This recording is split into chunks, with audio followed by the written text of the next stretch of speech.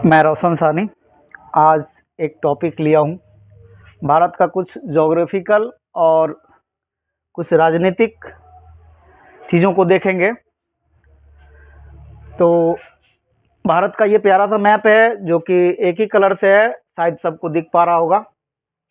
नहीं दिखे तो जूम करके आप देख सकते हैं, हालांकि दिख ही पा रहा होगा कि ये उत्तर दिशा होता है। कभी भी कोई भी मैप देखते हैं तो उत्तर दिशा हमारे सामने होता है। ये उत्तर दिशा है तो बाकी आप उत्तर दिशा की ओर खड़ा होएंगे तो ज़रूरी पता चल जाएगा कि कौन सा दिशा, कौन सा डायरेक्शन, कौन सी दिशा को इंडिकेट करता है।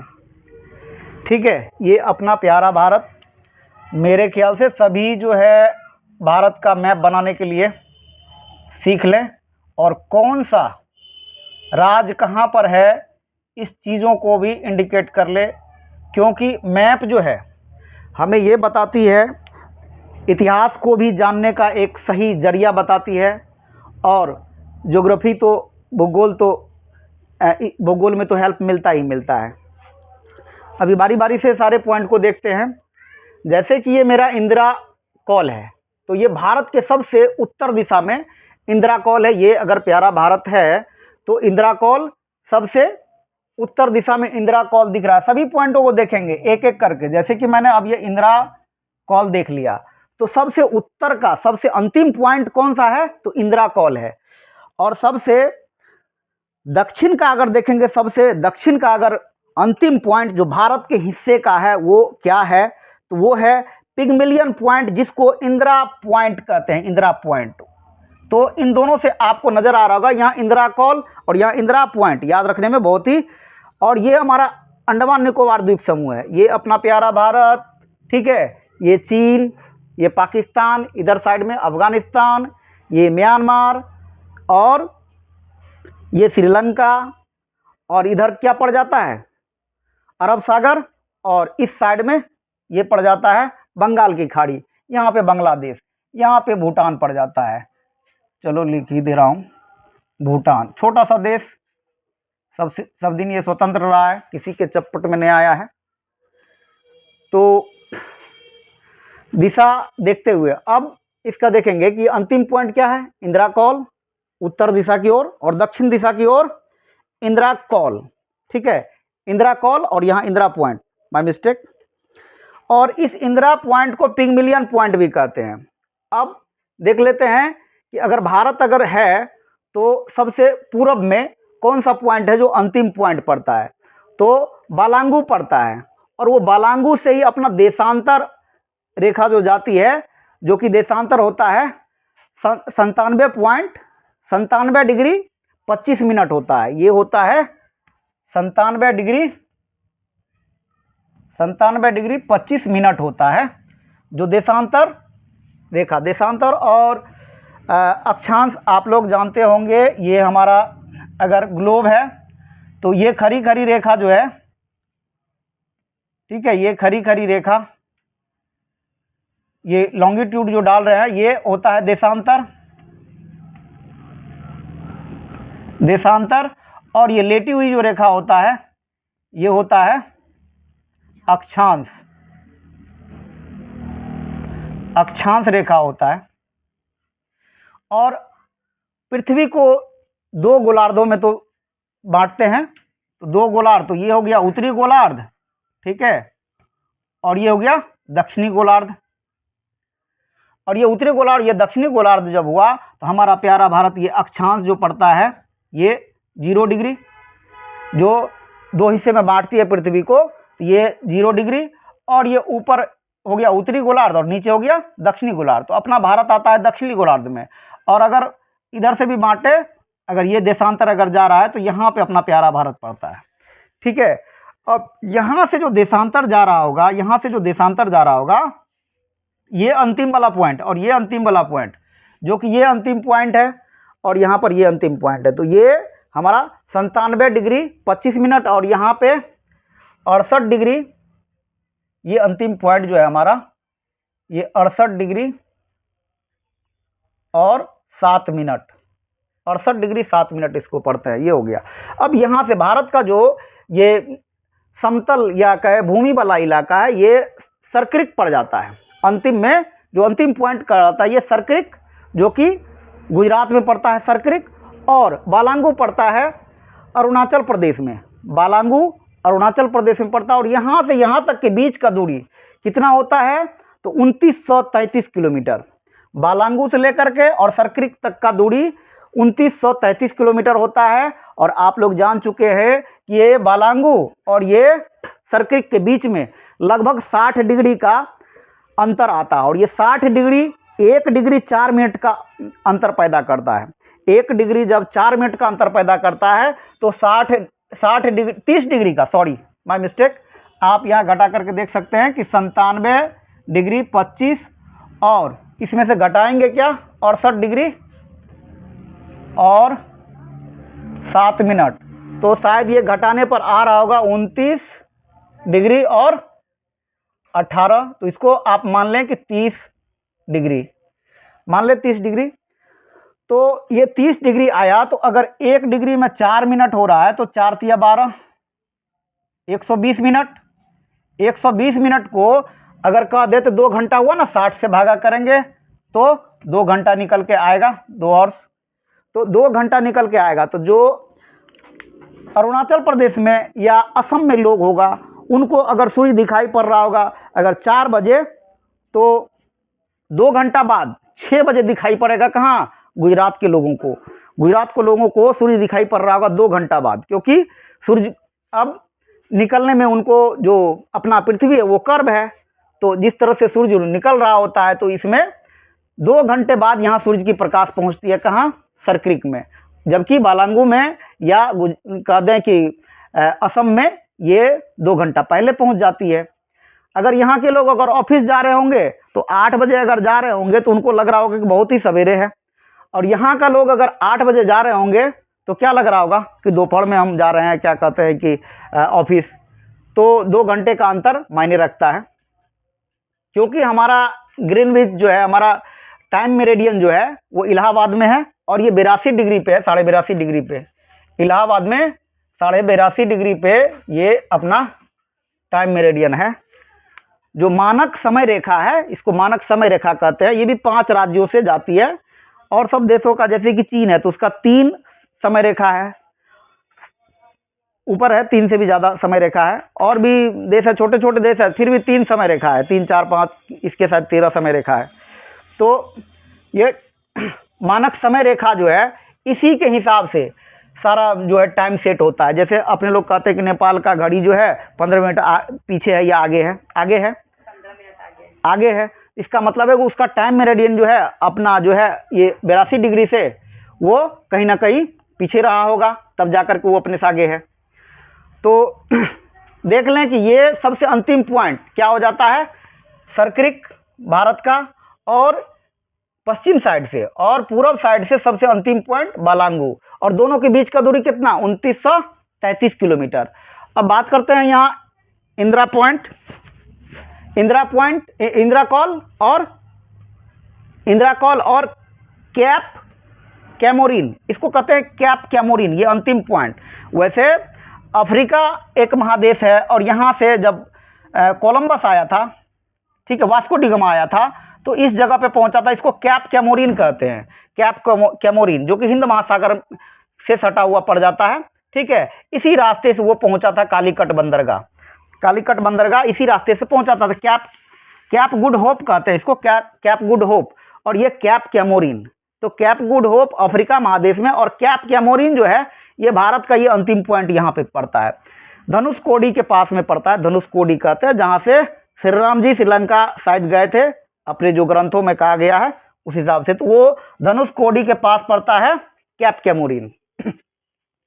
अब आते हैं, ये 2 चीज जान ली हमने कि सबसे उत्तरी पॉइंट इंदिरा कॉल, सबसे दक्षिणतम पॉइंट भारत के, सॉरी इंदिरा कॉल, और सबसे दक्षिणतम इंदिरा पॉइंट, और सबसे पश्चिमी पॉइंट सरक्रिक, और सबसे पूर्वी पॉइंट बालांगू, ठीक है। अब याद रखने का जो भी तरीका हो अपना याद रख लें। बालांगू जैसे ऐसे कह सकते हैं कि भारत को बल लगाता है उधर से कौन, चीन बल लगाता है कि हड़प लें, तो चीन की तरफ ही पड़ जाता है। और सरक्रिक वैसे सड़ से फिरा हुआ कौन, पाकिस्तान, और उधर ही पड़ जाता है सरक्रिक, याद रखने के लिए, और है भी थोड़ा सा मिलता जुलता बात।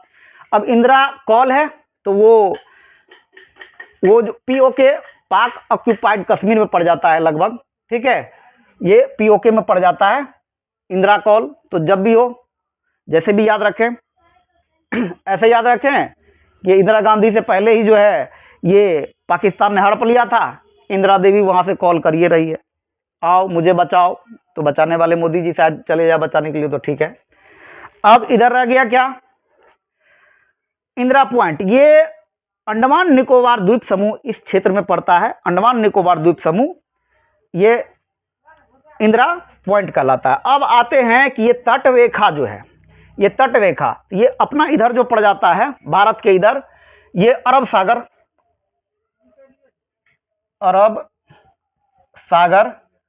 अरब सागर इधर बंगाल की खाड़ी,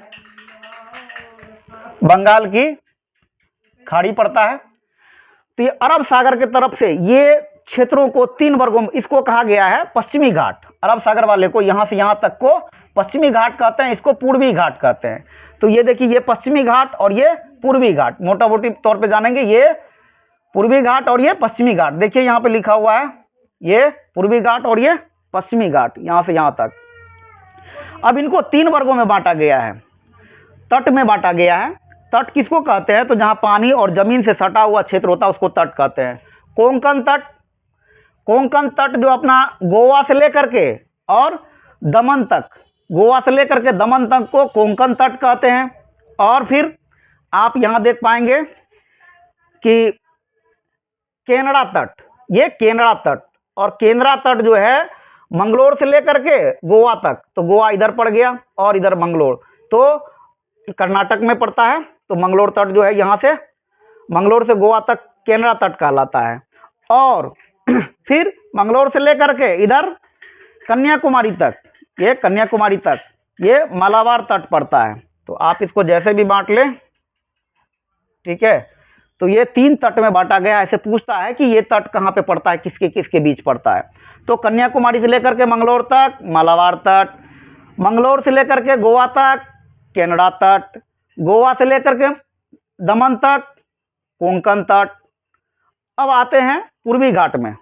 तो पूर्वी घाट में देखें तो कन्याकुमारी से लेकर के कृष्णा नदी तक, कन्याकुमारी से लेकर के कृष्णा नदी, क्योंकि सारे नदी जो है लगभग 90% नदी जो है अपना पूर्वी जो बंगाल की खाड़ी है उधर ही बह रहा होता है, उधर ही बह करके वो गिर रहा होता है सागर में। तो ये जो कृष्णा नदी का तट है वहाँ पे कन्याकुमारी से कृष्णा नदी के मुहाने तक ये कोरोमंडल तट कहलाता है, कोरोमंडल तट। तो कोरोमंडल तट किधर पड़ गया, बंगाल के हिंद महासागर के तरफ। फिर उत्तरी सरकार तट कहलाता है। कई बार एग्जाम में पूछा गया है कि उत्तरी सरकार तट किसके किसके बीच, तो कृष्णा नदी से लेकर के महानदी, ये महानदी जगह कम था तो महा लिख दिया सिर्फ, तो महानदी समझ जाना है, कृष्णा नदी से लेकर के महानदी तक उत्तरी सरकार तट। और फिर बात करते हैं कि उत्कल तट, उत्कल मैदान, ये पड़ता है महानदी से लेकर के गंगा के मुहाने तक। ये गंगा के मुहाने तक जो है, महानदी से लेकर के गंगा के मुहाने तक को बांटा गया है उत्कल तट। बाकी ये पूर्वी घाट में पड़ जाता है। अब आप लोगों को ये भी याद रखना है कि इन तट पे बंदरगाह हैं, जो बंदरगाह जानते ही होंगे, जहां पर बड़े बड़े शिप जहाज जो आकर के एक्सपोर्ट और इंपोर्ट करते हैं, ठीक है, माल को बोझना और फिर एक देश से दूसरे देश ले जाना। क्योंकि ये कोस्टल इलाका है और इस इलाके में जो भी राज्य आते हैं, जो भी स्टेट आते हैं, जो ये लैंडलॉक्ड स्टेट से जो भी लोग जाते हैं काम करने, ये कोस्टल इलाके में आते हैं, वहीं पे अधिकतर उद्योग धंधे लगाए जाते हैं ताकि एक्सपोर्ट और इंपोर्ट के लिए अच्छा से साधन मिल जाता है उनको। क्योंकि सबसे सस्ता अगर कहें कि माल ढोने में कौन सा यातायात अच्छा होता है तो कम सस्ता पड़ता है, तो वो है पानी वाला तट, पानी वाला जो जहाज हो जाए, एरोप्लेन से सबसे महंगा पड़ जाता है सामान को ढोने में, जबकि ये पानी वाले जहाज से ढोना सस्ता पड़ता है। उसके बाद रेल कह सकते हैं।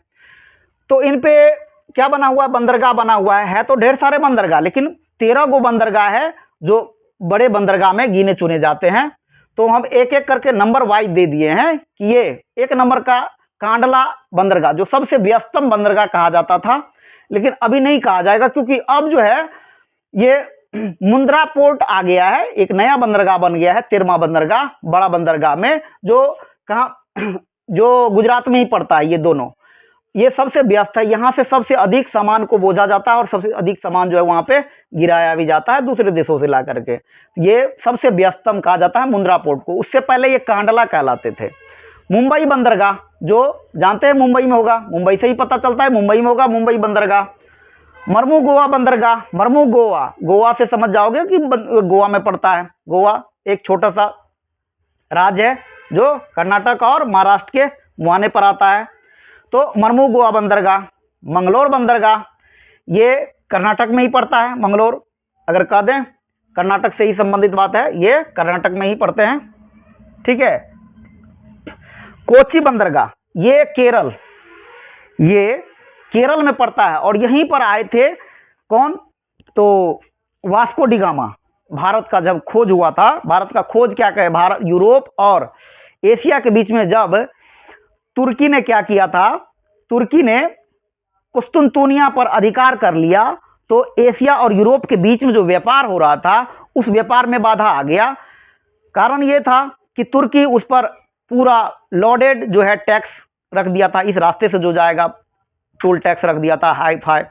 इनसे व्यापारियों को बहुत ही घाटा हो रहा था, तो लगभग वो ब्लॉक ही करना चाह रहा था। तो यूरोप और एशिया के बीच में जब व्यापार अवरुद्ध हो गया तो यूरोप वासियों ने हार नहीं माना। उसने क्या किया, रास्ते का खोज किया। उसमें सबसे आगे आया कौन, तो वास्को डी गामा कह दें या उससे भी पहले कह दें तो कोलंबस, जो कि कोलंबस आ रहा था कहाँ पे, तो भारत ही आ रहा था, लेकिन वो बह करके चला गया कहाँ, अमेरिका पहुंच गया। और कह देते हैं कि अमेरिका का खोज, नई दुनिया का खोज किसने किया, तो कोलंबस ने किया। और जब बात करते हैं कि भारत का खोज किसने किया, तो कहते हैं कि वास्को डी गामा ने किया। तो यहीं पर ये कालीकट बंदरगाह, ठीक है, कोची कालीकट बंदरगाह पड़ता है यहाँ पे, कोची बंदरगाह में, वहीं पर पहुंचा था। और वास्को डी गामा का भव्य स्वागत किया था जामोरिन ने, वहाँ का राजा, क्षेत्रीय राजा वही था। फिर यहाँ से वो अपना मसाले ले गया और मसाले को जब यूरोप में बेचा तो वहाँ इसने 60% फायदा कमाया। मतलब 60% ना कहें, 1 रुपए का चीज़ 60 रुपए में बेचा वहाँ पे, ठीक है। इस हिसाब से उनको बहुत फायदा हुआ। इसीलिए पश्चिमी जो है, जो भी व्यापारिक कंट्री था, वो आकर के भारत में अपना उपनिवेश रखने लग गए। तो थोड़ा सा ज़्यादा कह दिए कोची बंदरगाह, ठीक है। कोची बंदरगाह के बाद आते हैं तो छठा तूतीकोरिन बंदरगाह। ये तूतीकोरिन बंदरगाह पड़ जाता है तमिलनाडु में। उसके बाद चेन्नई बंदरगाह, यहाँ पे ये इन्नौर बंदरगाह, ये भी नया बंदरगाह में ये भी आता है लगभग इससे पहले। अब आया विशाखापत्तनम बंदरगाह। ये विशाखापत्तनम बंदरगाह जो है ये भी पड़ जाता है। चेन्नई में 3 बंदरगाह हो गया। विशाखापत्तनम बंदरगाह ये भी आंध्र प्रदेश में है, सॉरी, ये विशाखापत्तनम जो है आंध्र प्रदेश में है। और पारादीप बंदरगाह, ये पारादीप बंदरगाह जो है ये पड़ जाता है ओडिशा में, ओ फॉर ओडिशा, ठीक है। ये पारादीप बंदरगाह ओडिशा में पड़ जाता है। हल्दिया बंदरगाह, ये वेस्ट बंगाल और क्या कहे ओडिशा के बीच में ही पड़ता है, वेस्ट बंगाल और उड़ीसा के बीच में पड़ता है हल्दिया बंदरगाह। म्यांमार ये देश पड़ जाता है, सॉरी। अब आपका बांग्लादेश यहाँ है। तो अब तक हमने ये जाना, ये भारत है। एक चीज़ और रह गया, ये 15,200 किलोमीटर, ये जो बाउंड्री है अपना भारत जो है 3 तरफ से पानी से घिरा हुआ और एक तरफ से ज़मीन से। अगर ज़मीन वाला बाउंड्री कहें वो कितना है, ज़मीन से सटा हुआ बाउंड्री कहें कि कितना है, तो वो कहेंगे 15,200 किलोमीटर, वो ज़मीन वाला बाउंड्री हो जाता है। अगर पानी वाला बाउंड्री का बात करें तो 7,516.5 किलोमीटर जो है ये पानी वाला बाउंड्री आ जाता है। अगले मैप में इसमें जगह बहुत कम है। अगले मैप में जब मैं समझाऊंगा तो उसमें दिखाऊंगा कि कितने कंट्री जो है भारत से जुड़ा हुआ है, ठीक है, और किसका सीमा कितना लगता है। और फिर ये देखेंगे कि ये बाउंड्री वाला इलाका जो है चारों तरफ जो है कौन सब देश जो है इनसे टचअप में है, कहाँ कहाँ से व्यापार होते हैं, ठीक है। तो व्यापारिक मार्ग भी देखेंगे। फिलहाल अब तक के लिए इतना ही। Bye bye.